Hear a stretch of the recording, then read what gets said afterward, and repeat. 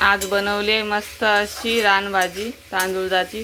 तुम्ही बघू शकता किती मस्त हिरवागार कलर आलेला आहे आणि एकदम मस्त शायनी शायनी झालेली आहे। तर कशी बनवली माझ्या पद्धतीने चला सुरू करू रेसिपी। श्री शिवाय नमस्तुभ्य मैत्रिणींनो, मी आहे अंजली कुंभार। माझ्या यूट्यूब चॅनलमध्ये तुमचा सर्वांचे मनापासून खूप खूप स्वागत करते। तर आज बनवणार आहोत मस्त अशी रानभाजी तांदूळजा।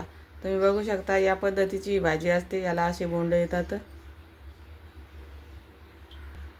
साहित्य सुद्धा फार कमी लागते तिला। एक कांदा घेतलेला आहे कट करून, गरजे इतक्या हिरव्या मिरच्या, 8-9 लसणाच्या पाकळ्या।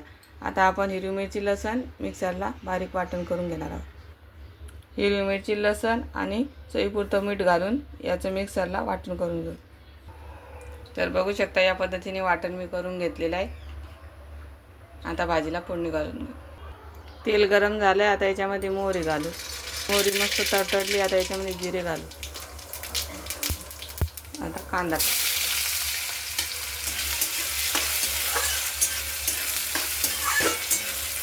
कांद्याला 2-3 मिनिटं परतून घेऊ।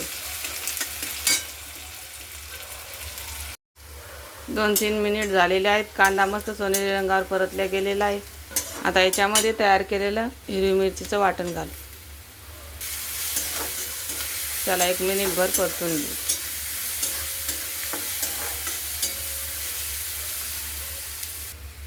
हिरवी मिरची पण व्यवस्थित परतल्या गेलेली आहे। आता आपण याच्यामध्ये तांदूळाची भाजी घालून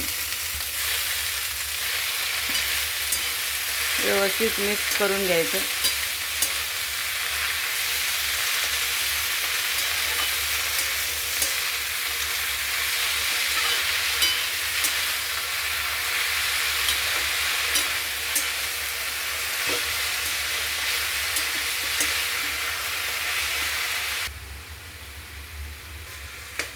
भाजी व्यवस्थित परतून झालेली आहे। दिसायला जरी एवढी मोठी दिसत असली भाजी, तरी शिजून कमीच होते ही भाजी।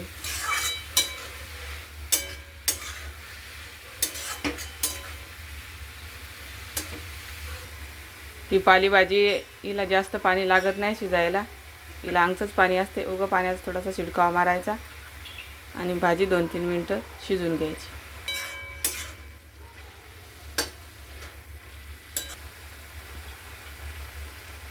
तर 2-3 मिनिट झालेली आहेत आणि भाजी व्यवस्थित शिजलेली आहे। आपण जे पाणी घातलं होतं ते पाणी पूर्ण आटलेलं आहे आणि व्यवस्थित भाजी शिजलेली आहे। आता गॅसची फ्लेम कमी करू। आता मी तुम्हाला एक टिप सांगणार आहे।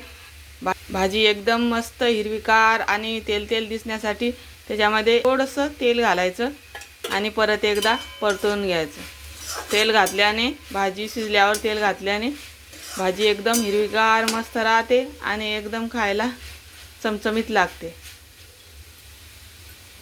तर इथे तयार झालेली आहे मस्त आपली सुकी रान भाजी। तुम्ही बघू शकता किती मस्त झालेली आहे, हिरवागार कलर आलेला आहे।